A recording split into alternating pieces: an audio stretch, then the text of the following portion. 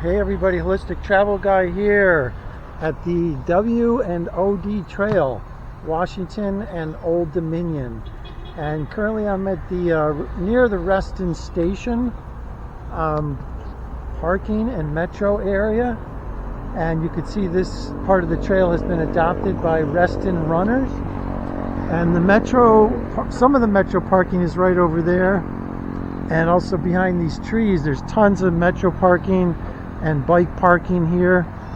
And today I'm going to go in this direction, which is west on the W&D trail. I'm not going to go very far, just going to go a little ways to show you an interesting spot with several things. And if you go all the way to the end of the trail in this direction, it's about 27 miles to Purcellville. That's with two L's, Purcellville, Virginia. 27 miles that way and 8 miles this way to the other end of the trail in Arlington, Virginia. Some would say the beginning of the trail, but you can say one end to the other end if you want.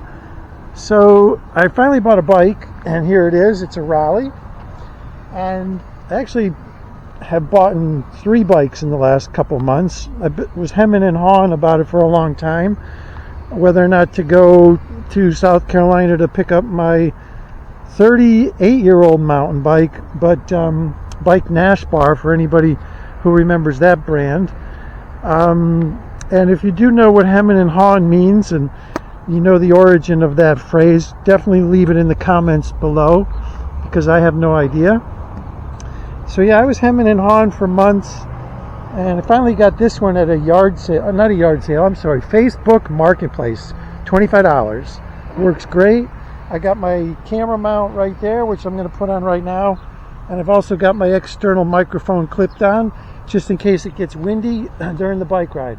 Again, I'm not going to go far, I just wanted to show you guys the scenic beauty of this trail, and one very interesting spot just up ahead, less than a mile up ahead. So we'll see you there. For now, I'm just going to clip this onto the bike mount, and then plug in the mic. Whoops, that's not what we wanted to do. There we go. So since it's already mounted, we've got to spin it around and around. There we go. That's pretty stable. If it does get shaky, oh, here comes the mic. Let's see what kind of transition there is. Whoops. Okay, the mic is in, hopefully working, and we're almost ready to go underway. Let's turn that camera just a little bit. Hope I didn't push any wrong buttons while I was mounting that thing. Oh my god, the black flies are out today. The black flies start attacking you as soon as you stop here, late July 2024. Here on the W&OD Trail, Washington, Old Dominion. And I hope to get to ride on all the bike routes in this area. There's many of them, actually, according to Google Maps. There's bike trails all over the place in this area. And hopefully, in time, I'll get to ride on several more and show you the beauty of those trails as well. As you probably know, this bike trail is part of the extensive Rails to Trails conversion program here in the U.S. And I don't know, probably other parts of the world have adopted this philosophy of turning unused railroad track beds into bike and pedestrian and running trails. People use this trail for all sorts of leisurely activities, including walking their dogs. I even saw a kid flying a $2,000 drone right up here on the right just a couple weeks ago. I'm going to spin in here really quick just to show you the golf course. He was flying this drone right here. It was a oh god, what's the brand? The big name brand. I'll think of it in a minute. But yeah, it was a $2,000 drone, and he said this is one of the only places in the area that he can fly his drone because of the restricted airspace in the DC and Dulles Airport area. Dulles Airport is only about 8 miles from here, but this area is just outside the no-fly zone for Dulles. You'll notice along the trail that there are mile markers. About every half mile is what I've noticed. I've seen them so far. Oh, good thing I brought this external mic because it is getting windy, especially when I pick up speed here. Going down this big hill, I've got to be doing about 12 miles an hour now. Really cruising along. So hopefully that wind isn't obscuring my audio too much. Speaking of mile markers, there's one coming up right up here on the left. You'll see it in the bushes. Mile marker 17.5. W&OD mile marker 17.5. So hopefully you saw that.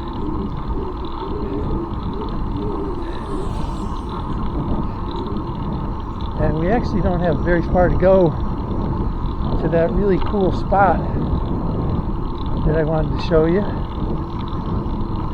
Just up ahead, just before a crossroads, you can see the power lines are prolific along the trail. They follow the trail for much of the length in this area. I don't know exactly how far because I haven't gone too far yet. I'm still building up my endurance on the bike because it was a long time since I had biked and I got pretty badly out of shape during that long time. So, alright, so here we are already at the cool spot. I'm going to give you some bearings about where I am. I'm at Old Reston Avenue, Cross Street, which you can see on that sign. And I'm going to start right up ahead here with a historical marker.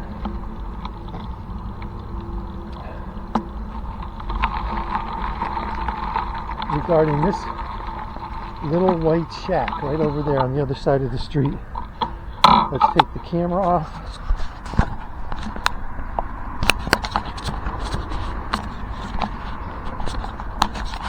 Again, I hope I'm not pushing any buttons that are affecting the video. There we go. Oh, we're still running, 8 minutes now. So one of the interesting things about this spot is the historical significance of that little white shack across the street. That used to be the train station here, and you can see the giant locomotive there. It was not only a train station, but according to this historical notation, it was also a post office and a telegraph office. So you could send a message here, you could send a letter. It was built in 1912 to 1916. So the railroad tracks ran right by this little station where passengers hung out and waited for their trains. They bought their tickets. Here you can see the old original timetable from 1860. Wow. For the stops along this route, you can see a old historical building that's nearby, the Uscupian Hotel. And here's a couple other more historical buildings nearby. The Wheelie Town Hall. This area used to be called Wheelie until it was changed to Reston. There's the downtown area of Wheelie, including that cool historical bridge. And then here's an old distillery, bourbon distillery, 50-gallon oak barrels. Again, in the town of Wheelie in 1892. So you can see that there is quite a bit of historical significance.